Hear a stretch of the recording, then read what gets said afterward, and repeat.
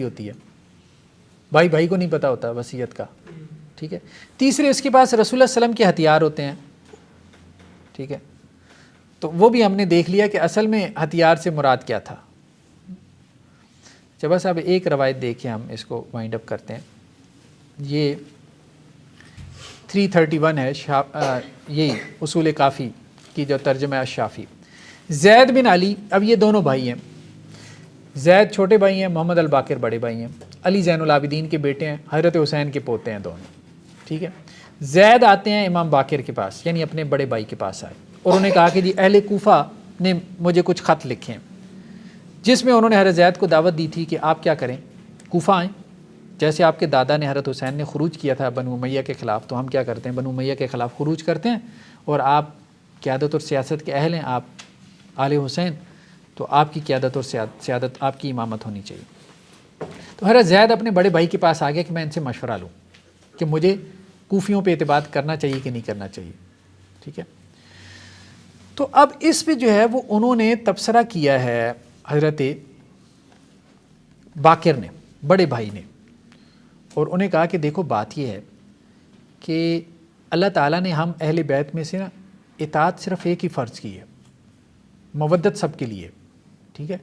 تو کوفی محبت رکھیں ہم سب سے، تم سے رکھیں، مجھ سے رکھیں، ویل اینڈ گڈ، ہم سب اہل بیت سے محبت رکھیں، پورے خاندان سے، لیکن اطاعت صرف ایک ہی ہم میں سے، وہ ایک کون ہے، ٹھیک ہے۔ اب انہوں نے اپنی طرف اشارہ کر دیا، وہ تو آپ نہیں ہو، تو آپ کس کے لیے باہر نکل رہے ہو، ٹھیک ہے۔ پھر ساتھ میں کیا کہا کہ یہ تمہیں بیوقوف بنائیں گے، تم منصوص من اللہ امام نہیں ہو اور خروج کا ارادہ رکھتے ہو، تو یہ لوگ تمہیں عذاب الہی سے نہیں بچا سکتے، ٹھیک ہے، اللہ کا عذاب تمہارے اوپر آئے گا، تم اللہ کی طرف سے اپوائنٹڈ نہیں ہو۔ تو اب تم جو ہے نا، مطلب حضرت زید یہ کہہ رہے تھے کہ بنو امیہ کا ظلم بڑھ گیا، جو وہ بھی کہہ رہے تھے، یہ بھی سارے بنو امیہ کو گالیاں دیتے ہیں نا، تو حضرت زید یہ کہہ رہے تھے کہ بنو امیہ کا ظلم بڑھ گیا ہے،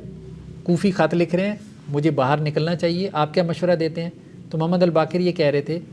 کہ نہیں، باہر نکلنے کا کوئی فائدہ نہیں ہے، اور تمہیں باہر نکلنا بھی نہیں چاہیے، کیوں؟ کیونکہ منصوص امام کوئی اور ہے، جس کو اللہ کی طرف سے حکم آئے گا باہر نکلے گا وہی نکلے گا، اور انہوں نے اپنی طرف اشارہ کیا۔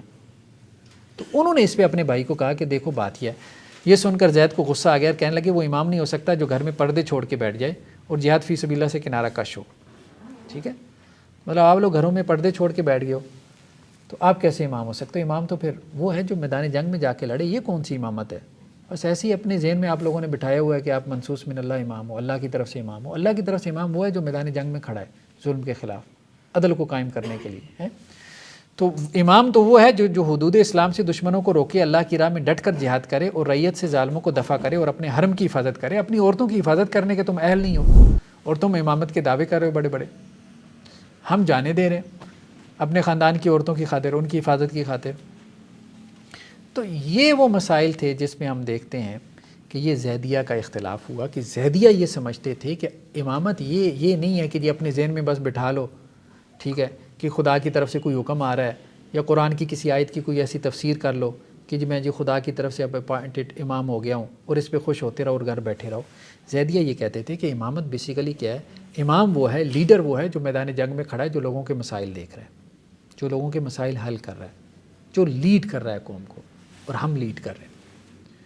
تو آل حسین میں بھی پھر یہ سپلٹ ہو گئے، حضرت حسین کے پوتوں میں بھی یہ دو گروپ بن گئے، ایک وہ تھے جو تعلیم و تدریس میں مصروف ہو گئے، یہ پھر اثنا عشریہ جو ہمارے یہاں امامیہ کہلاتے ہیں، جو ایران میں ہیں، پاکستان میں،